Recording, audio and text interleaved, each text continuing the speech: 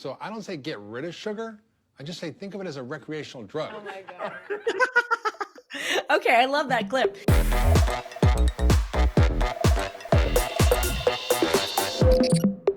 This is Dr. Maggie Yu. I'm a functional and holistic medicine physician and the creator of the Transform Protocol. We're actually going to be looking at a red table talk that Jada Pinkett-Smith and her family did with Dr. Mark Hyman. And it's about functional test results for their family. In our program, one of the pillars is blood sugar mastery. And I say mastery.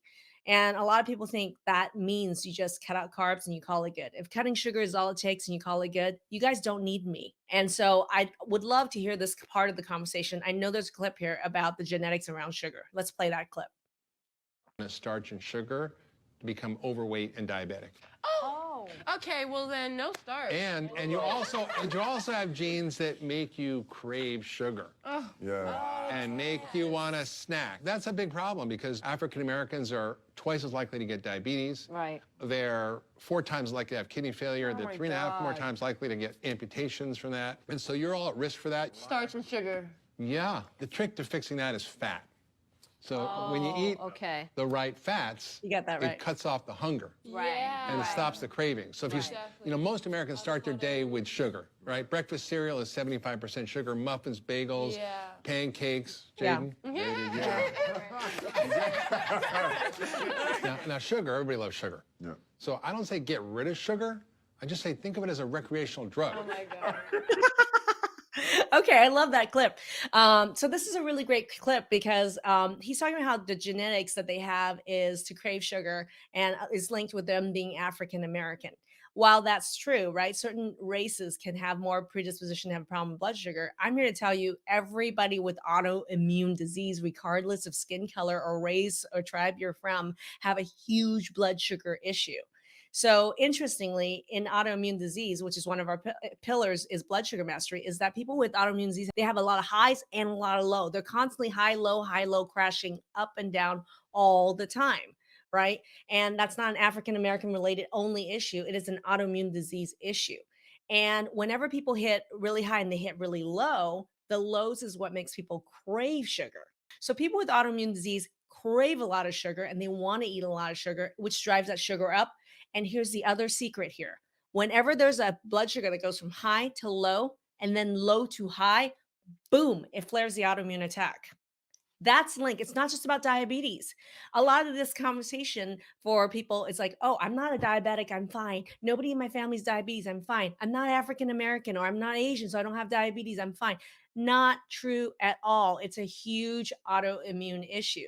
So what I'm here to tell you is that it's not about whether you get diabetes or not. By the way, diabetes is an autoimmune disease.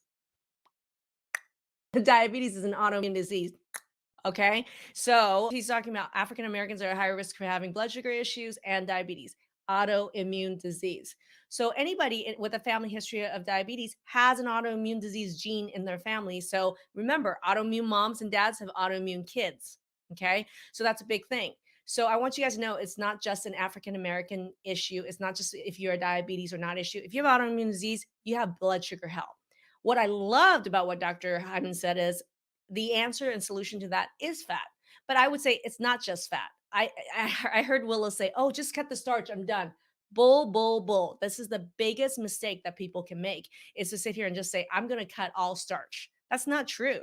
I like what Mark said about think of having sugar, like just say sugar, straight sugar as a recreational drug. I like that. I love that analogy. I hated what Willis said. Oh, all starch is gone. Let's just cut all the starch.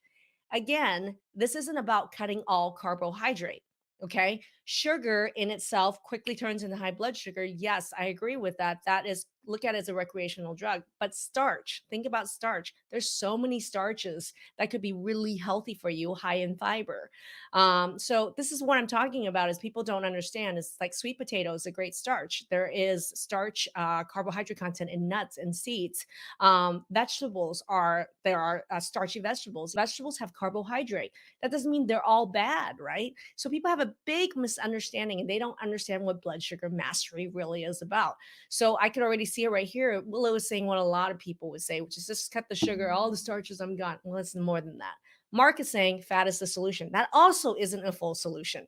fat is not the only solution, which is for me in our program with blood sugar mastery. One of the really important things I talk about is the balance of macronutrients, which is what's fat, protein, and fiber. Okay. So, and that takes work. There's a lot of myths here that are feeding into this. And so you could see that they represent, and I love their genuine reactions, is they represent things that you guys would say. And the thing is, a lot of people think this blood sugar thing is just about your weight, and it's not, or it's about becoming whether you're a diabetic or not. It's not. Some people started talking about, is it now okay then to eat fruit? Like, it's so much bigger than that. Blood sugar fluctuations, I said, flares autoimmunity. So you guys get joint pain, guess what? That's from your blood sugar. You guys get headache, that's blood sugar. Anxiety attacks, your insomnia, waking up in the middle of the night, that is blood sugar. This isn't just a simple of cravings or weight or being diabetic or not.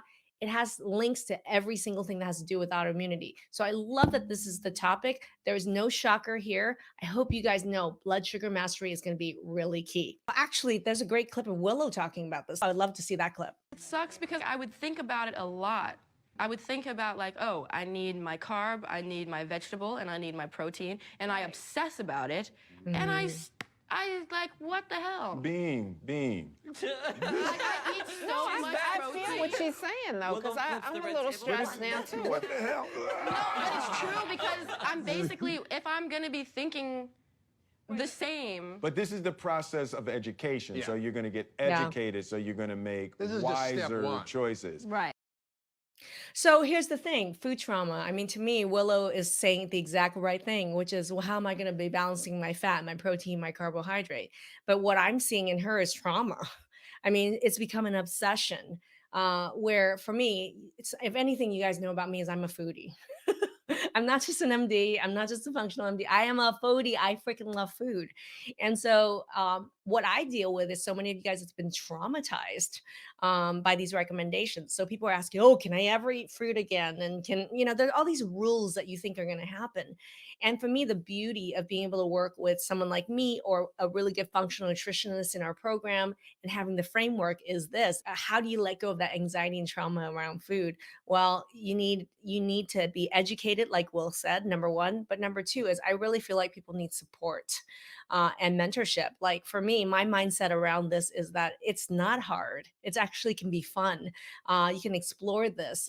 It's not just, oh, let's cut the starch. Oh, my plate has to have a third this, and this. Throw the rules out. Like we gotta get to people to experiment, love food, and have fun with food, and have to make delicious food. So if you guys have seen, I've made plenty of videos with me cooking and having fun in the kitchen. I love to cook. So for me, getting through that, pass through some of these rules and food trauma, which is called what I call, it's not just the education, it's mindset work. Willow has a big, you know, it's stressful for her to even think about this. And I'm sure how many of you are stressed out just even listening to her talk. But for me, let's de-stress it. So I love to bring that certainty, bring that fun, bring that creativity. There needs to be a mindset shift around food. I love food and food loves me. That needs to happen. That can make this much easier.